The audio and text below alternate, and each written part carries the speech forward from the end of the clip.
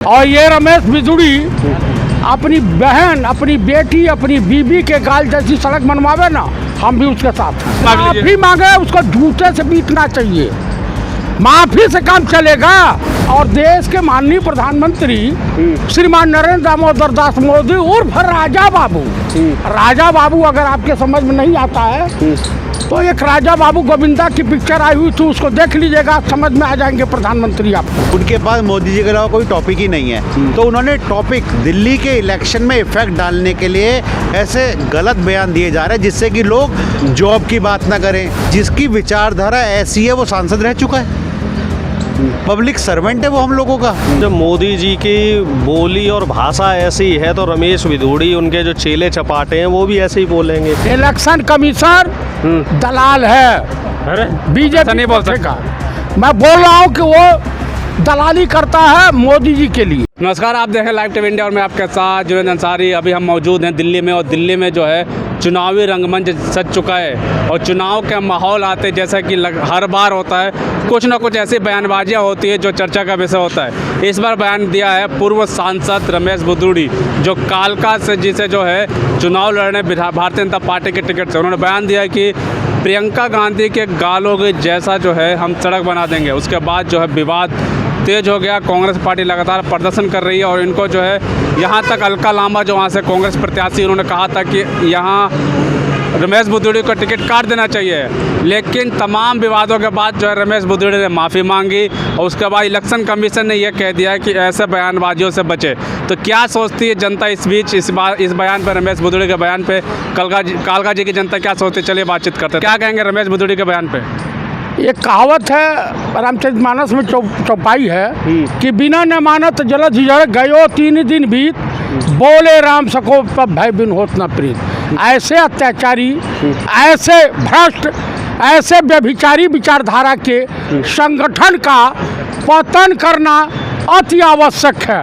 और ये रमेश बिधूड़ी अपनी बहन, अपनी बेटी, अपनी बीबी के गाल जैसी सड़क बनवावे ना, हम भी उसके साथ हैं। माफ़ी तो मांग लिया, आप भी माफ़ी मांग लीजिए। माफ़ी मांगे, उसको जूते से पीटना चाहिए, माफ़ी से काम चलेगा। तुम महिलाओं का अपमान करते रहो, तुम बलात्कार करते रहो, तुम जो है रेपिस्ट कर दिया उन्होंने। कहाँ इसके पार्टी में बलात्कारी कम है? कुलदीप सेंगर क्या इनके फूफा लगते हैं? चिमयानंद क्या हैं? पंडित नेहरू के गवर्नमेंट में गृह राज्य मंत्री थे, अटल जी की सरकार में गृह मंत्री थे, तेल मालिश करवा रहे थे, तेल। तो इसी टाइप के हैं। और देश के माननीय प्रधानमंत्री श्रीमान नरेंद्र दामोदर दास मोदी उर्फ राजा बाबू अगर आपके समझ में नहीं आता है तो एक राजा बाबू गोविंदा की पिक्चर आई हुई थी, उसको देख लीजिएगा, समझ में आ जाएंगे प्रधानमंत्री आपको। मणिपुर में तो इनकी नानी मर जाती है, बोलते नहीं है। तो क्या मांग कर रहे हैं आप? क्या मांग रहे हैं आपकी? बीजेपी इसको लात मार के अपने पार्टी से बाहर। वो तो कह रहे हैं चुनाव लड़ेंगे रमेश बिधूड़ी, तो लड़ाई करेंगे। उनके वहाँ 23 लोगों की आवश्यकता होती है। कोई दलितों के ऊपर पेशाब करते हुए, मूत्रदान करते हुए दिखाई दे रहा है। तो बीजेपी के पास कोई मुद्दा ही नहीं है अपने चुनाव के लिए, तो उन्होंने प्रियंका दीदी के लिए ऐसा बोला, पहली चीज़। और कह रहे हैं सड़क बनाएंगे उनके गाल जैसी। आप इससे समझिए कि बीजेपी की विचारधारा कहाँ ले जा रही है देश को। इसमें बात है विचारधारा की, जिसकी विचारधारा उनके घर में माँ बहन नहीं है, बेटी नहीं है। हम जब आज़ाद हुए थे हमारा सिंपल मोटिव था अखंडता में एकता का प्रतीक था हिंदुस्तान। अभी आप समझिए अखंडता में एकता को इतना डिस्टर्ब कर रहे हैं। अब एज अ ग्रेजुएट पर्सन हम लोग चाहते हैं जॉब, हम लोग चाहते हैं डेवलपमेंट। बीजेपी इस बारे में बात कर नहीं सकती, उनके पास मोदी जी के अलावा कोई टॉपिक ही नहीं है, तो उन्होंने टॉपिक दिल्ली के इलेक्शन में इफेक्ट डालने के लिए ऐसे गलत बयान दिए जा रहे हैं जिससे कि लोग जॉब की बात ना करें, लोग डेवलपमेंट की बात ना करें। और कुछ लोग, कुछ सांसद इस पर तालियां बजा रहे हैं। आप यकीन मानिए, हम किसी पॉलिटिकल पार्टी की बात नहीं कर रहे। आप ये सोचिए कि जिसकी विचारधारा ऐसी है वो सांसद रह चुका है, पब्लिक सर्वेंट है वो हम लोगों का। आप कैसे शोभा देते हैं ऐसे शब्द? आप कैसे बोल सकते हैं? आप मीडिया में आप पूरे दिन राउंड पे रहते हैं। जनता क्या जिताएगी क्या रमेश बिधूड़ी को? देखिए, दिल्ली से बीजेपी का सुपड़ा साफ है, वो कुछ भी बयान दें, बिधूड़ी जी तो जीत ही नहीं सकते। और अगर अभी भी जनता उनको जिताती है तो तो भाई आने वाले समय अपनी बहू बेटियों का ध्यान खुद रखें। अगर ऐसे ही हमारे नेता चुन के आएंगे जिनकी मानसिकता इतनी गंदी है, तो आप यकीन मानिए देश का हाल क्या होगा। क्या हाल होगा देश का, क्या लगता है जनता क्या चाहती है कालका जी? कालका जी देखिए, कांग्रेस जीत रही है पहली बात। ऊपर से जो रमेश विदोड़ी ने बता दिया है कि भैया कितनी बदनाम पार्टी वो है, और उन्होंने ये भी बता दिया है कि हमारे पास जो शब्द है वो यही है, हम बार बार यही बोलेंगे और इसी तरीके से मुद्दा भटकाएंगे। सिर्फ माफ़ी भी मांग लिया उन्होंने अब तो वही वाली बात है, पहले आप मर्डर कर रहे हो, उसके बाद कह रहे हो कि माफ़ी मांग ली, ठीक है। और उससे पहले भी मुसलमानों को गाली देना, इस बार वो महिलाओं पे आ गए हैं। तो वो बार बार बता रहे हैं कि कितने निर्लज हो चुके हैं हम, ठीक है। इससे साफ पता ही चलता है कि भाजपा के पास और कोई एजेंडा नहीं है। जब प्रधानमंत्री जी ये कहते हैं कि भैया वो आपकी बेटी छीन लेंगे, रोटी छीन लेंगे, इस तरीके की जब भाषा प्रधानमंत्री करेंगे, तो उनके जो सांसद जो कभी थे, अब जो विधायकी वो लड़ रहे हैं, उनका ग्राफ जैसे जैसे डाउन होता रहा है, आप मान के चलो ये पार्षद या फिर और छोटा चुनाव है ना, वो लड़ने लायक भी नहीं रहेंगे जिस तरीके से फटकार लगा दो दी। तो इलेक्शन कमीशन तो क्या क्या करता है, वो सब मोदी जी के हिसाब से चलता है कि हाँ कि डांट लगा दिए। डांट लगाना क्या होता है? आप आग लगा दो, उसके बाद डांट लगा दो, क्या मतलब है? घर तो जल गया ना।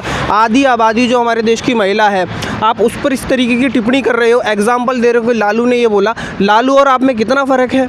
आप इस चीज़ को तो देखिए, उस समय की राजनीति और आज की राजनीति में आपका बोलने का लहजा क्या है, टोन दिल्ली में मुद्दा या भटकाने की कोशिश कर रहे हैं क्या? भटक गया है मुद्दा, तो भटक गया है। विजन कुछ है नहीं, कहीं आपदा बताया जा रहा है, कहीं कुछ बताया जा रहा है। मोदी जी तो यही चाहते हैं कैसे भी करके बीच में क्लैश हो जाए और हम जीत जाए, यही भटकाना चाह रहे हैं। इसी के लिए मैं तो बोला कि अपना बाप बदल लिया उन्होंने। गलत चीज़ है ना ये। अब ऐसा आदमी जो इतनी गंदी गंदी बातें कर रहा है, मैं युवा हूँ और मैं ये जानना चाहता हूँ कि इस तरीके से बोलने से उन्हें क्या मज़ा मिल रहा है। और उनकी पार्टी ने अब तक उनको रख रखा है, ये दूसरी तीसरी बार हो गया जब बार बार वो इस तरीके से टिप्पणी कर रहे हैं। तो साफ पता चलता है एक तो इनके पास नेता नहीं है, और अगर नेता हैं तो इनको सारे नेता ऐसे ही बनाने हैं। ये चाहते हैं कि हम मुसलमानों को गाली दें, हम चाहते हैं कि धर्म के नाम पे बांटते रहें, अब लेडीज़ और फीमेल्स और इन सबको भी बांटते रहें। तो आधी आबादी जो तो है ना दिल्ली की, जो फीमेल्स हैं, वो सब समझ चुकी हैं कि भैया इनका मन कैसा है, किस तरीके की ये सोच रखते हैं कि एक महिला को सड़क से कंपेयर कर रहे हैं। चुनाव तो लड़ने, इलेक्शन कमीशन ने फटकार लगा दी है रमेश विदोड़ी को। देखो साहब, जब मोदी जी की बोली और भाषा ऐसी है तो रमेश विदोड़ी, उनके जो चेले चपाटे हैं, वो भी ऐसे ही बोलेंगे। प्रधानमंत्री जी महिलाओं के लिए उल जलूल बयान देते रहे हैं, ममता बनर्जी जी के लिए उनके बयान सुन लीजिए। इसके अलावा और तमाम महिला नेताओं को, जो कांग्रेस की एक नेता थी, तो उनके लिए वो सूप नखा से उनकी कंपैरिजन कर रहे थे खुद मोदी जी। तो मोदी जी के जो चेले हैं और जो आरएसएस की पाठशाला है, उसमें उसी तरह की चीज़ें। आरएसएस क्यों ले आ जाते हैं? आरएसएस के हैं क्या वो? आप हमें ये बताइए कि आपको जानकारी नहीं है? आपने पत्रकारिता करी है, आप डेली जनता के बीच में घूमते हैं, तो आपको खुद बोलने से डर लगता है। ये पत्रकारों ने ही तो बीजेपी का मनोबल बढ़ा रखा है। सरकार से पत्रकारों ने सवाल करने बंद कर दिए। विदोड़ी आरएसएस की पाठशाला से नहीं निकला है तो कहाँ से निकला है? मोदी जी आरएसएस की पाठशाला से नहीं निकले तो कहाँ से निकले? और अगर वाकई विदोड़ी के बयान पे प्रधानमंत्री को खेद था, तो उनकी आप टिकट निरस्त करते और उनके ऊपर कानूनी कार्रवाई करते। इससे पहले आपको ध्यान होगा कि कुंवर दानिश अली जो चुने हुए सांसद थे, उनके खिलाफ भी इन्होंने इस तरह की भाषा का इस्तेमाल किया था। उनको गद्दार बताया था, आतंकवादी बताया था, देशद्रोही बताया था। और दुर्भाग्य की बात है कि लोकसभा स्पीकर जो अभी वर्तमान में भी हैं, उन्होंने उसके खिलाफ कोई कार्रवाई नहीं करी।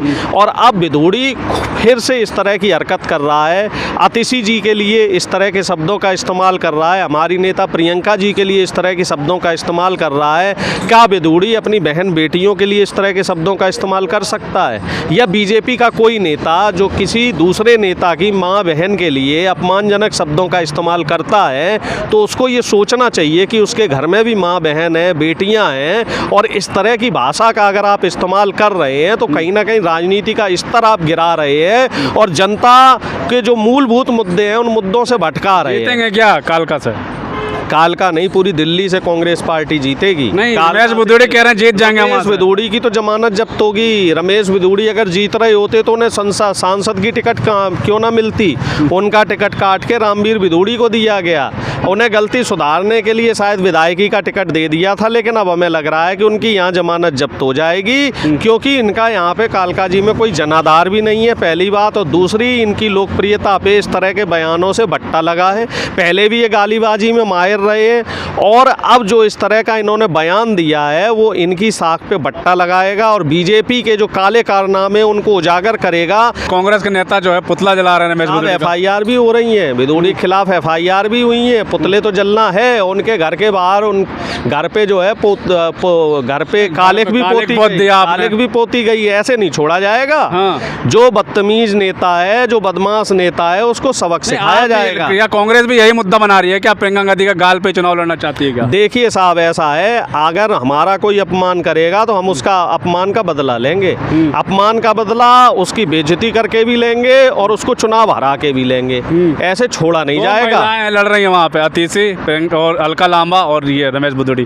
क्या लगता है किसके टक्कर है? अलका जी जीतेंगी, क्योंकि अतीसी जी मुख्यमंत्री रही हैं, पहले चुनी हुई विधायिका भी रही हैं, और सरकार से अब सवाल हो रहे हैं। 10 साल आम आदमी पार्टी ने जनता की बेहतरी के लिए जो काम करने चाहिए थे, जो वायदे करने चाहिए, जो वायदे किए थे, केजरीवाल जी उन वादों पे खरे नहीं उतरे हैं। केजरीवाल ने दिल्ली की जनता के साथ धोखा किया है। तो इस बार कांग्रेस पार्टी को दिल्ली की जनता फिर से लाएगी, क्योंकि 15 साल जो शीला जी ने काम किया था, अब दिल्ली की जनता उस काम को याद कर रही है। दिल्ली की जनता याद कर रही है। क्या लगता है चाचा, मंदिर मंदिर भी घूम रहे हैं भदौड़ी जी? मंदिर घूमने दीजिए। हाँ। कोई असर नहीं पड़ेगा। जब जो महिलाओं का अपमान करता है उसको ईश्वर भी क्षमा नहीं करता। हिंदू राष्ट्र भगवान के बात तो लगातार करती है बीजेपी। आप भी ब्राह्मण हो, क्या कहोगे? मैं तो ब्राह्मण हूँ। हाँ। और गोरखपुर का ब्राह्मण हूँ। बृंदावन शर्मा मेरा नाम है। जहाँ से योगी आदित्यनाथ हैं। तो मैं सीधे कहता हूँ, योगी आदित्यनाथ गेरुआ वस्त्र पहन करके योगी गेरुआ वस्त्र का अपमान कर रहे हैं। वो योगी नहीं है। और दूसरा, ये अपने को कहते हैं मैं फ़कीर हूँ। फ़कीर दिन में 3-3 बार कपड़ा बदलता है। तो योगी के नाम पर और मोदी फ़कीर के नाम पर दोनों ढोंग कर रहे हैं। लेकिन रमेश भदौड़ी भी तो मंदिर जा रहे हैं और राम राज्य की बात करते हैं। राम राज की बात करने वाला किसी महिला के गाल का अपमान करेगा, गाल का सड़क बना करके गाल के नाम पर, वह भगवान को भी धोखा देते हैं। सब नकली हिंदू आप लग रहे हैं। नकली हिंदू वो सब हैं जिन्होंने राम के नाम पर अयोध्या को लूट लिया। राम के नाम पर अयोध्या को लूट लिया।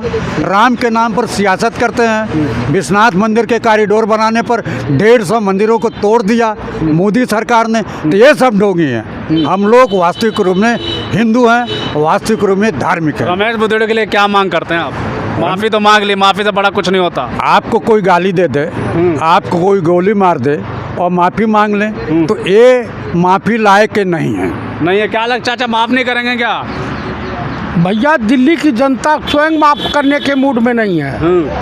अब एक कहावत है, जब नाश मनुष्य पे छाता है पहले विवेक मर जाता है। तो कुल मिला करके बीजेपी का पतन निश्चित हो चुका है।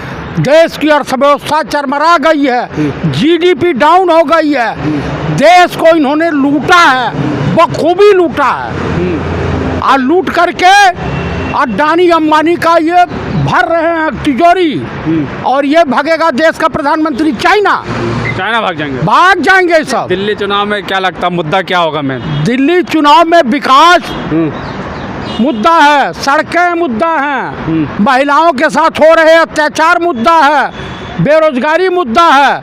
उससे ध्यान भटकाने के लिए उलूल जुलूल टिप्पणी अब शब्दों का की बेहार आई हुई है। रमेश भदौड़ी को रमेश भदौड़ी को क्या कहेंगे? रमेश भदौड़ी को कालका जी की जनता जमानत जब्त करा दे। मैं यही मांग करूंगा। बीजेपी को 7 समुंदर पार ले आके ठेल दे। जमानत जब्त हो जाएगी उनकी एकदम। अरे जमानत जब्त होगी तो बीजेपी उनको दोबारा लड़ने थोड़ी देती। इतना बड़ा बवाल हो गया। इलेक्शन कमीशन ने भी फटकार लगा दिया। इलेक्शन कमीशन दलाल है। अरे बीजेपी नहीं बोल सकता।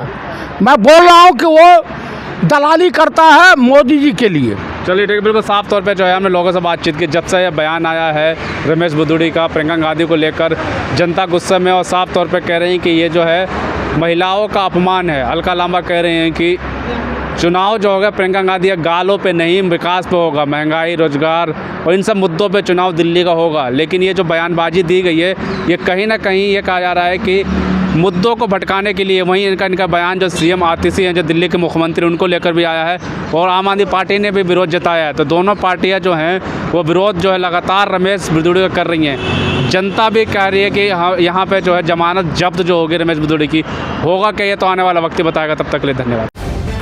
द लाइव टीवी, सच सबसे आगे।